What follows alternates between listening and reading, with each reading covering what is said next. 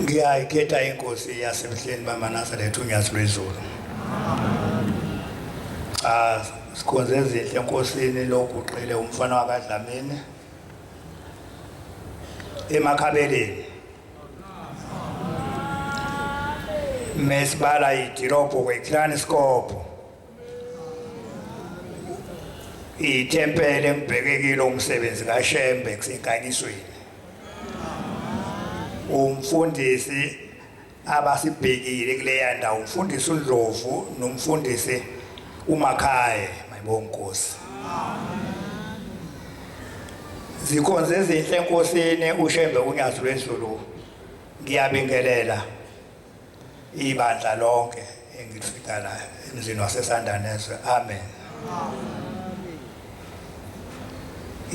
Sokukhulumekileke ukuthi inkonzo uhlelo lawo lumi kanjani. Angizodilaya. Ngizovula umsebenzi kaNkulunkulu ngesihlabelelo 74. Yes, yekushonya izwayo.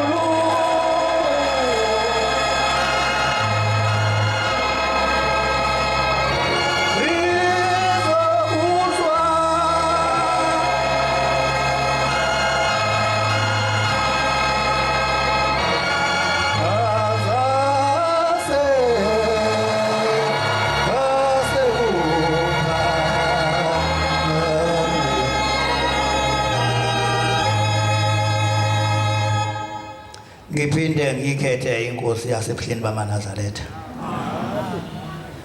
Bantwana benkosi uNyathi lwezulu. Ngiyazibongela ukuthi ngibe phakathi kwalomuzi waseSandaneswe.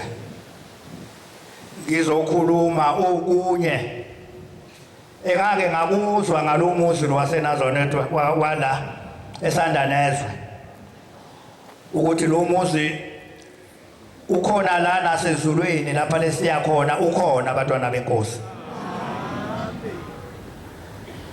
angiqonde kushumayela abantwana benkosi kodwa ngizokhuluma nje bese ngiqeda sengihlala phansi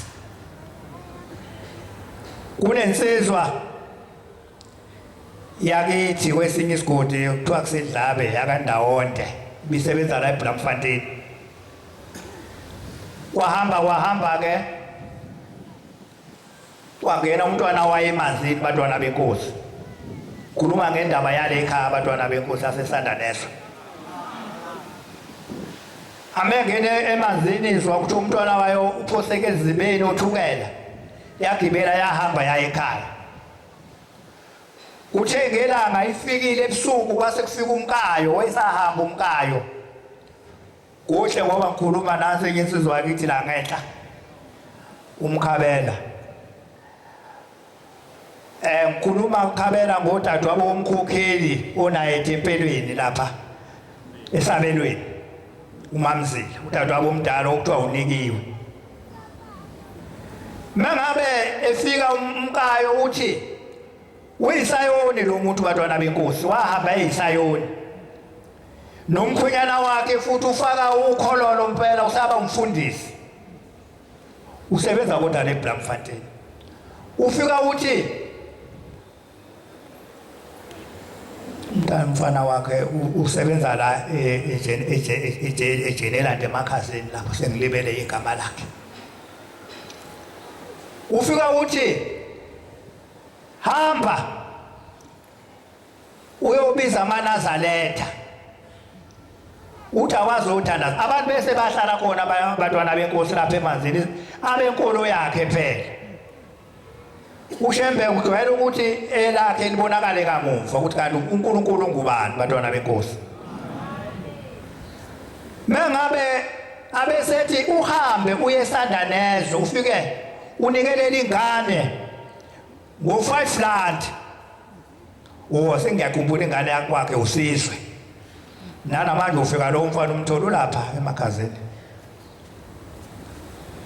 ibisihamba lezizwa ngithe ngikhuluma indaba yala eSandanezwe umfowabo unemoto ikhuphuke ize la ifika izonikela la ibisihambisa ekhaya ufike kwizwa amaNazaretha ke ngakithi abengakabe maningi njengamanye seyandile impela abantwana benkosi bafika abantwana bakaBhombela bazokwenza lenkonzo le ika9 bantwana benkosi bafike bahlabelela bathi vuka nathi so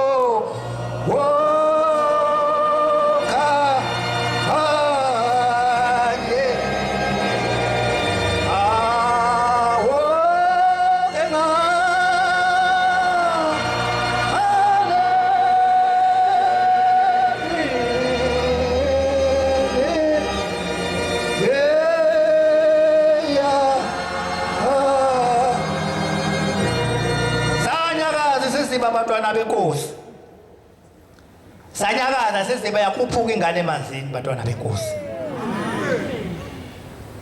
kwenziwa uhlelo yathathwa ingane yayiswe ekhaya noma yaqhamuka ngoba isihlale kakhulu emanzini ukuthi ingaseyinhle kahle yathathwa yayiswe ekhaya isiyangibuza le ndoda ithi kanti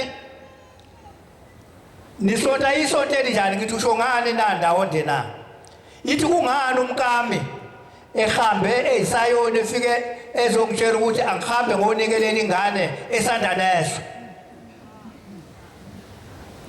ngithi mina kudala ngikutshela ngithi izulu likaShembe ndawonde ulokhuthweni loNkulunkulu wakho ukube uyimina ngabe ulahla phansi lokhololo wakho ulandele mina ngiyokukhombisa uNkulunkulu lekhona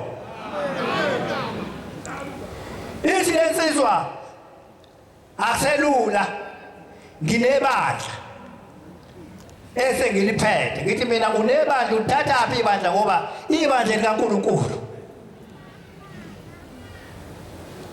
yithi umtshela inkinga umkami ngahlaba imbuzi